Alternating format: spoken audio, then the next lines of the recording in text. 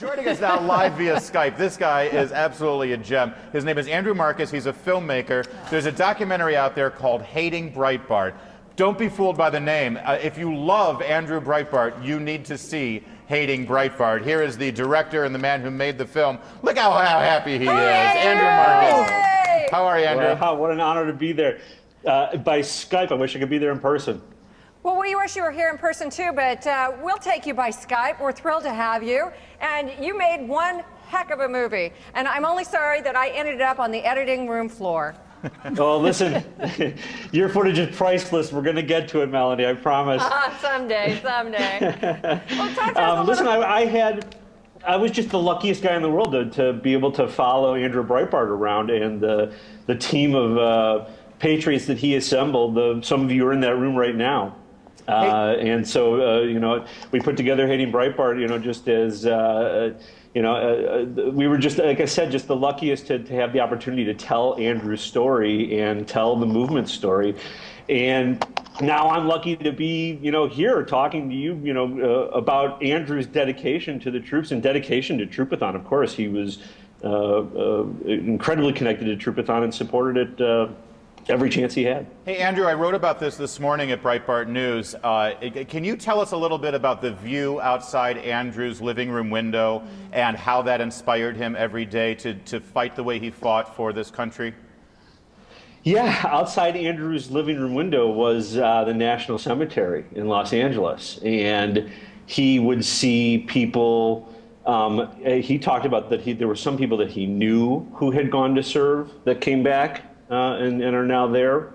People he didn't know. He saw protests, anti-war protests that took place outside his home because of where he was in front of the cemetery, located. where we lay to rest our heroes. They would protest. Mm-hmm. And he witnessed in real time, some of the most heartbreaking ramifications of the decisions that our leaders have to make, sending troops into battle. And he saw really the disgusting nature of the anti-war movement, how they claimed to be pro-troops and clearly were not.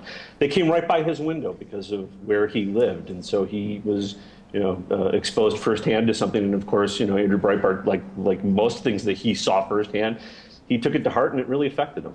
Let me share a little story, Andrew, about Andrew, and that is, he called me up and asked me to come down to Los Angeles and organize a protest against Code Pink. And for those of you who don't know, Code Pink are the women and men, unfortunately, who were so very vocal and tricky about their demonstrations against our soldiers. And in fact, they even sent $600,000 to the families of the terrorists who killed Americans. So Andrew asked me to organize a little demonstration down in LA. So we did at a fundraiser for now California Governor Jerry Brown, in which Code Pink had sponsored this. And so we kind of turned the tables on them a little bit, where I actually threw myself on the ground, just like a protester would have done to the other side, and asked them not to enter. And it was a lot of fun as Andrew was skating around with a bullhorn in hand. You were there. You remember it. Smile, you support Hamas, as they were walking in. Smile, you support Hamas. Yeah. Yeah, that was our chant, our little slogan. And Andrew knew a lot of the people that were walking into that fundraiser, and that fundraiser was a perfect example of what upset Andrew Breitbart about the media and why it's so critical to everybody. People were walking into that fundraiser. They had no idea that just a few months earlier, the organizers of Code Pink, the very people who owned that home, were organizing the flotillas against Israel, the one where a couple of people died attacking Israelis.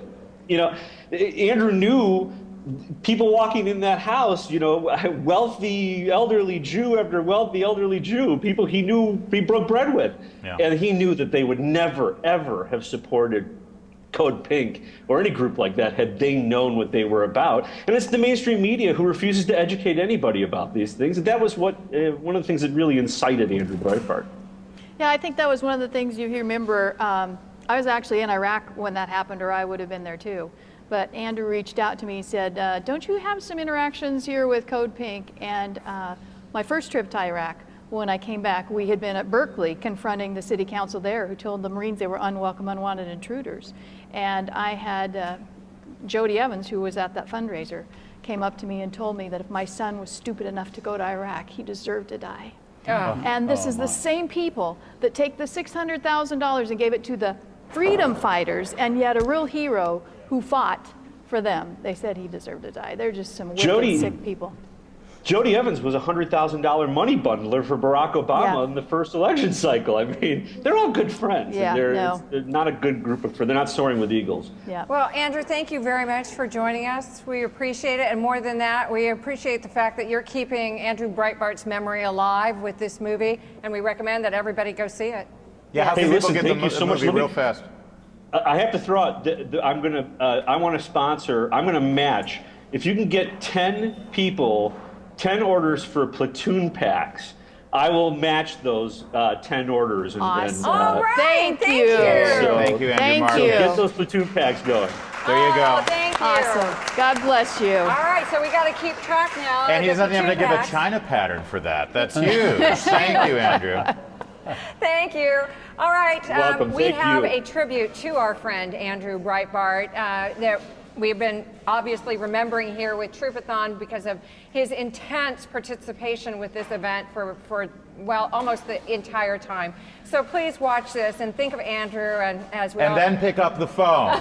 866-866-6372. If you loved Andrew and you are moved by what you're about to see, do something about it. That's what he would want you to do. Don't just sit there. Don't just feel something. Take action and do something. 866-866-6372. I'm sorry. I'm channeling him right now.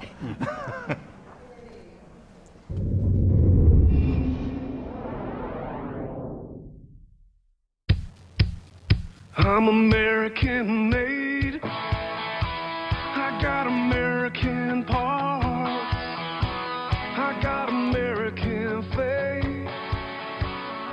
in America's heart. They say our reputation needs a new coat of paint and a delicate melody. But I say I like to bruise it, 'cause a melody don't mean a thing if we don't have the strength to sing. And I won't be made to ever feel ashamed that I'm American made.